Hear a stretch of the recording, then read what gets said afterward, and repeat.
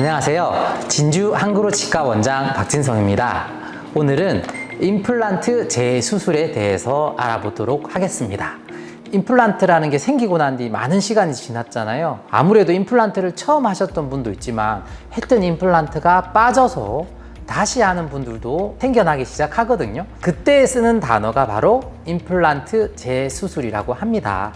임플란트는요, 제가 항상 말씀드리지만 집을 짓는 과정이랑 똑같다고 말씀드리잖아요. 집을 지을 때, 집을 짓고 난 뒤 두 가지로 딱 나눌 수 있습니다. 자, 지금부터 말씀드리는 거는 집을 짓는 과정 중에 임플란트가 문제가 생겨서 재수술을 하는 경우예요. 자, 어떤 경우냐면 임플란트라는 게 뭐죠? 뼈에다가 임플란트를 심어서 임플란트랑 뼈랑 붙게 만드는 거잖아요. 자, 쉽게 설명드리면 이 임플란트가 뼈에다가 심어요. 그러면 그냥 가만히 있는 게 아니고 임플란트랑 뼈랑 서서히 붙어요. 팔이 부러져서 기부술을 하고 한두 달 있으면 어때요? 뼈가 붙잖아요. 마찬가지로 이 임플란트랑 뼈랑 꽉 붙어요. 그래서 어떠한 힘이 가해져도 이 뼈랑 임플란트는 꽉 붙어 있는 겁니다. 이걸 골유착이라고 하거든요. 근데 문제는 염증이 생긴 거예요. 염증이 생기는 원인은 너무 많아요. 일단 이 뼈가 이 임플란트를 못 받아주는 경우도 있어요. 임플란트를 심었는데 이 뼈에 있던 염증 물질이 활성화되어 가지고요, 이 임플란트에 염증이 생겨서 꽉 잡아줘야 되는데 이렇게 스르륵 하면서 빠지는 경우가 있습니다. 그럴 때는 어떻게 될까요? 어쩔 수 없이 조금 기다렸다가 재수술을 해야 돼요. 그러면 환자분은 여쭤봐요. 이거 병원 잘못 아니냐. 근데 솔직히 말씀드리면 정답은 없어요. 이렇게 실패된 원인을 추측할 수는 있는데 이거다라고 이 뼈나 임플란트는 말을 하진 않잖아요. 그래서 우리가 이렇게 염증이 생겨서 빠지는 여러 경우가 있다, 논문상. 이걸 설명드리려고 해요. 첫 번째는 임플란트를 심었는데요, 심고 난 뒤에 염증이 생긴 원인이 환자분들 있잖아요. 심고 난 뒤에 담배, 술 이런 거 많이 하시는 분들 있잖아요. 그러면 아무래도 염증인자들 있잖아요, 활성화되는 경우들이 많이 있어요. 그래서 우리가 주의사항에 뭐라고 말씀드리죠? 술, 담배 당분간 끊으셔야 됩니다 라고 말씀드리는 겁니다. 두 번째는요, 우리가 팔이 부러졌어요. 그럼 팔에 기부술을 하잖아요. 기부술을 하면 어때요? 이 팔을 쓰면 안 되잖아요. 근데 임플란트가 이렇게 쭉 들어가서 뼈랑 붙었단 말이에요. 붙었는데 어떠한 원인에 의해서 힘을 받는 경우들이 간혹 있어요. 중간 연결체까지 연결하는 분들도, 원장님들도 계시거든요. 이런 경우에는 뼈가 붙으려고 하면 힘을 받고, 뼈가 붙으려고 하면 힘을 받고, 이렇게 해서 임플란트가 골 유착이 잘 안 되는 경우도 있습니다. 이런 경우도 실패하는 가능성이 있고요. 또 세 번째는요, 알 수는 없지만 임플란트를 심었는데 임플란트가 뼈가 임플란트를 잘 안 받아주는 경우도 있어요. 그럴 때는 어쩔 수 없어요. 한 3개월 정도 기다렸다가 다시 심습니다. 왜 그러냐? 뼈는요, 턴오버라는 게 있거든요. 뼈가 계속 바뀌어요. 새로운 뼈들이 또 생성되고, 그렇게 되면 염증 물질이 없어지면서 새로운 뼈가 생성되는데 3개월에서 6개월 정도 걸리거든요.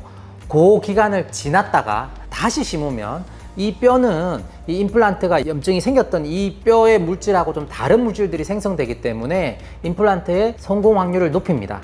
저는 3번까지는 해봤거든요. 임플란트를 했는데 실패를 했어요. 또 임플란트 했는데 실패를 했어요. 3번까지 해서 성공한 경우도 있습니다.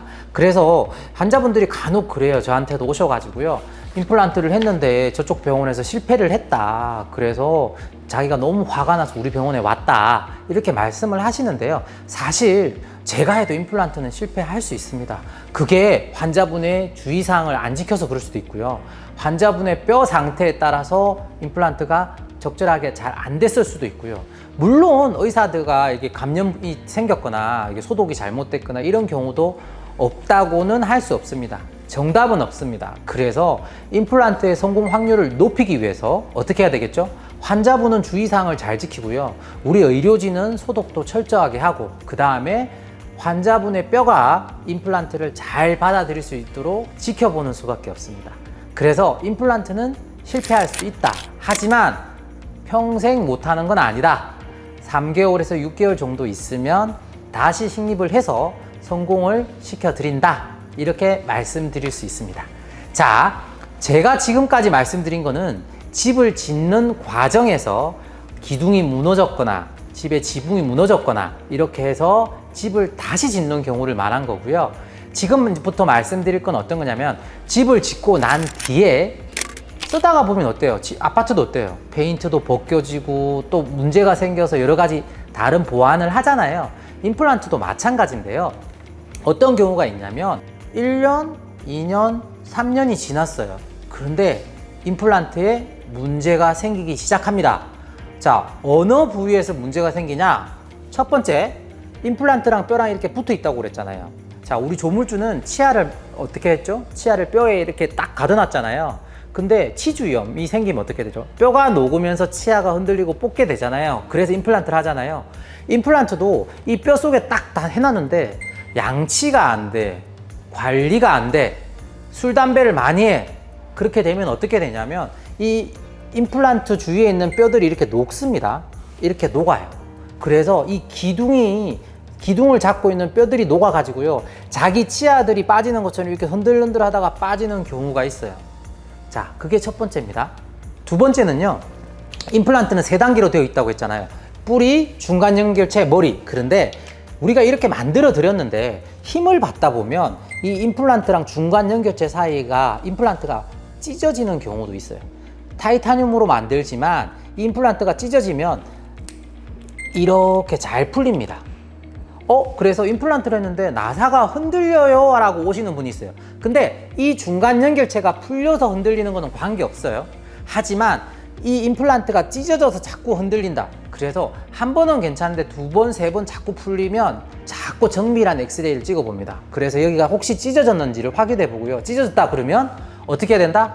아쉽지만 뿌리까지 제거를 하고 다시 식립을 해야 됩니다. 세 번째는 어떤 경우냐? 임플란트에 머리까지 올라갔잖아요. 제가 조금 전에 말씀드렸죠. 아파트. 시간이 지나면 페인트도 벗겨지고 여러 가지 해야 되잖아요. 이 머리에 있는 기둥도요, 포세린 또는 질코니아라는 재료로 만들지만 5년, 7년, 10년 정도 되면 임플란트 사이에 음식물도 끼고요, 얘네들이 부러지기도 합니다. 또 조각이 떨어져 나가죠. 그런 경우에는 이 머리 부위만 바꿔줘야 됩니다. 아시겠죠? 그래서 임플란트 재수술이라는 거는 어떻게 이해하시면 되냐면 지을 때 생기는 문제, 집을 짓고 사용하다가 생기는 문제로 나눌 수 있고요. 집을 지을 때 생기는 문제는 임플란트를 제거하고 3개월에서 6개월 기다렸다가 다시 심습니다.